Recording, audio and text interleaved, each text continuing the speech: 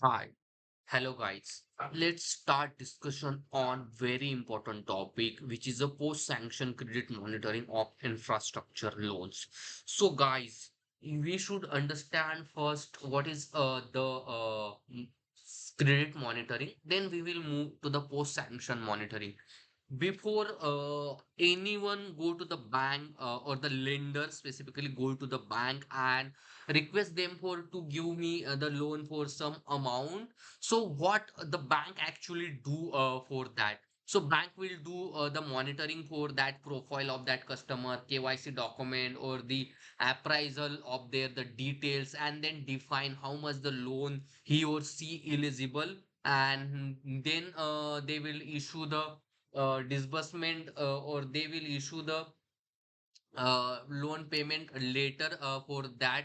So that will work. So but the infrastructure loan is a very huge in size. It is the loan might be cost for 5,000 crore, 500 crore, or the 6,000 crore. So they where once the credit or the disbursement will done, or the disbursement amount will be approved, or the sanction letter or the sanction amount will be approved by the national development bank or the development financial institutions, then they need to continue monitoring the post sanction credit monitoring for that the vendor borrowers. So might be their credit score is changing, or might be there the financial conditions, or the project date delay for some uncertain event, or intentionally or non-intentionally by the sponsor or the engineering procurement and consultant contractor, or the operation and maintenance contractor. So we don't know. So that's why the bank or the development financial institutions or bank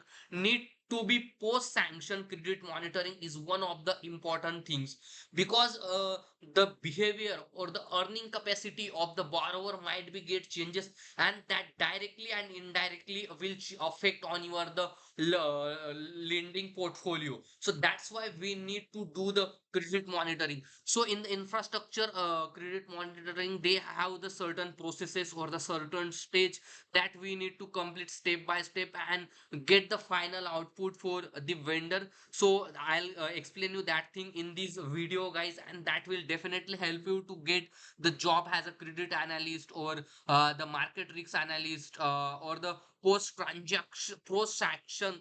sanction credit monitoring analyst in the development financial institution or the big four organization. So let's start discussion step by step how that will happen and what are the key things there we consider. We'll first should look at the end-to-end monitoring framework, and then we will look at the real case study for the solar project, then calculations that NaBFID expert will know, the NaBFID National Bank for Financing of Infrastructure and Development expert know, and then we will look at some EWS rules and the RBI rules.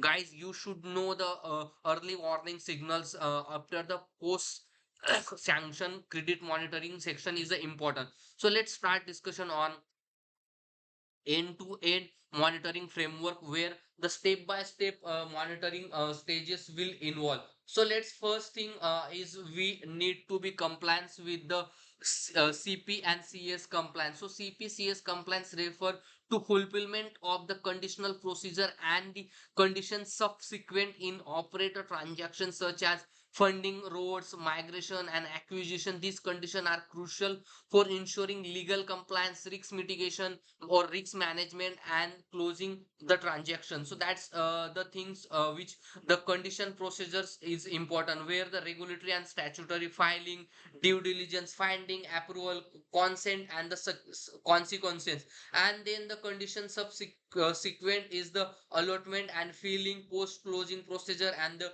consequences. So that's thing we need to keep in mind. So role of the company secretary, their involvement. So that's thing will done, where we need to check the clearance, equity board, or escrow, or the trust and retention account setup. So that thing we will check in the CP and CS compliance. Then we move to the disbursement control. So where we will check the debt equity ratio, how much the disbursement will happen, how much the disbursement we need to get in the futures, or link the release to lender independent engineer certified milestone or the pro-rate data on the basis of the disbursement request from the borrower. And there is, we need to compare with the lender independent engineer certified, is that matches with the requirement. So we need to verify that all the things, and on that basis we need to disbursement will happen with the lender in the escrow account mechanism. So then the physical progress,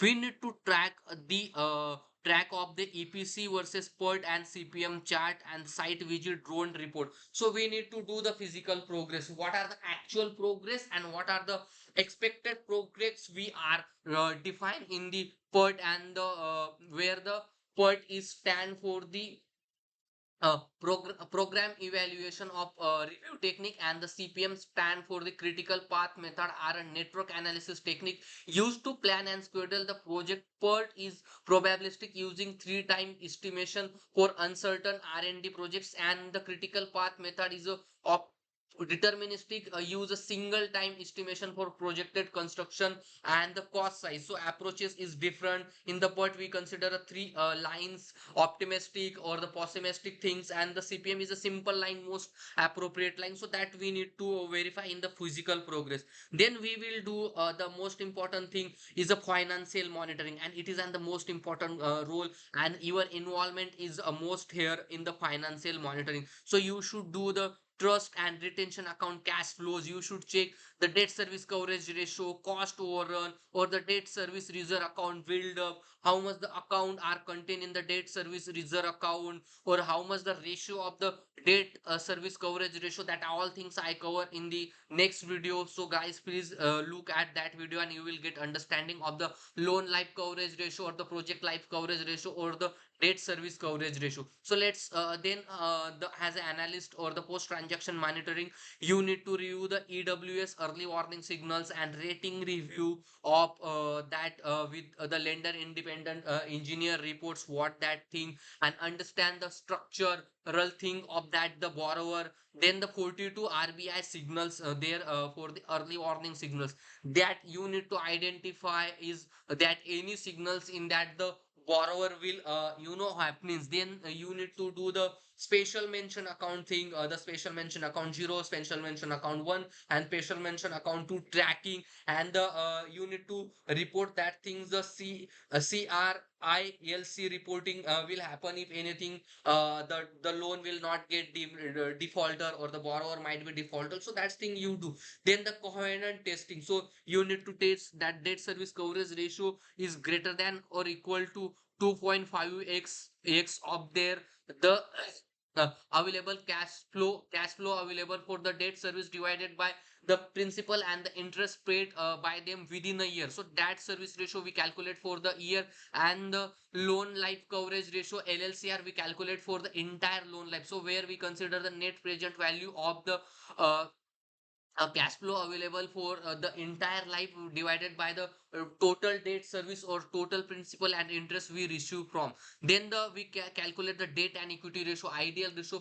for the 70% of debt and 30% of equity of the sponsor, and test it. And the quarterly we will do that thing in the covenant testing. So let's then we will move on the real case, where I'll take one of the case which is the 50 megawatt solar project case, and I will give you the detailed understanding what is a project size, key terms, and the base debt service coverage ratio. So that project is RS of the 12 2000 crore of the that total cost, and in that cost the debt a portion of the 1400, and the equity portion of the 6600 crore. So it's 70/30 ratio will match for that project. And the key terms, 18-year tenure, include the 2-year moratorium period. So moratorium period is a period, in that period the borrower only pay the interest, do not pay the the principal amount. So it's the best period where while the construction is happening,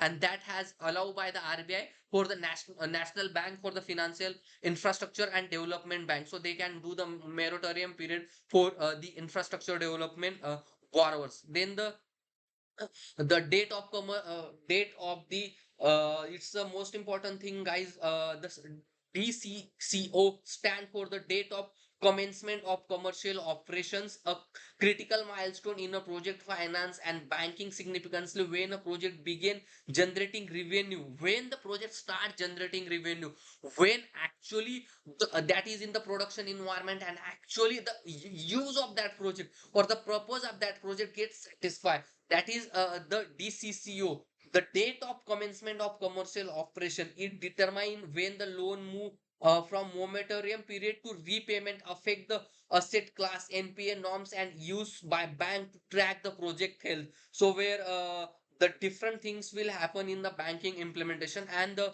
power purchase agreement with that project for the 25 December is that date, and the power purchase agreement done by the Solar Energy Corporation of India Limited. With they are by per unit at 2.5 rupees per unit.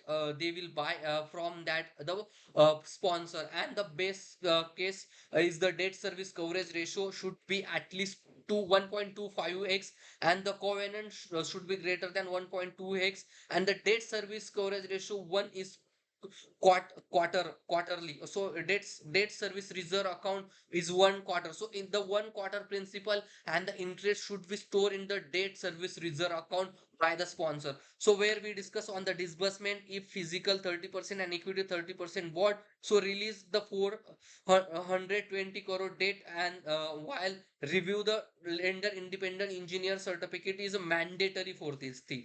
Then physical check, lender independent engineer report 2 months delay in model that flags the EWS early warning signals, and the commerce date of commencement of commercial operation is a critical, and the financial check where we do the PLF drop the 20% and to 25%, 28% to 25%, and debt service coverage ratio falls to 1.375x till 1.2, but the tighter the debt service coverage ratio. So let's discuss on the very important topic and the three calculations that NaFed experts should know. If you are looking for the role in the NaFed organization, guys, so you should know that three calculation technique, how to do that calculation, and what are the importance of that in the NaFed or the development financial institutions or all India financial institution. So first one is a debt service coverage ratio, second one is a pro-rata disbursement check, and the cost overrun. So debt service coverage ratio, the formula of debt coverage ratio where the profit after tax plus depreciation plus interest divided by the interest plus principal amount which you are going to pay. For debt service ratio, we can also consider as a cash flow available for the debt service divided by the interest plus principal repayments. Then the example of, if suppose we have the 22 crore of cash flow available for debt service, and the interest and the principal of that project is a 160 crore, so it will be the 1.375. So it is a good if the debt service coverage ratio is the below the 1.10x. So for quarter two, to trigger the special mention account one downgrade rating, so rating will downgrade, and accordingly interest will charge from the borrower. So pro rata disbursement check, formula for the pro rata disbursement is a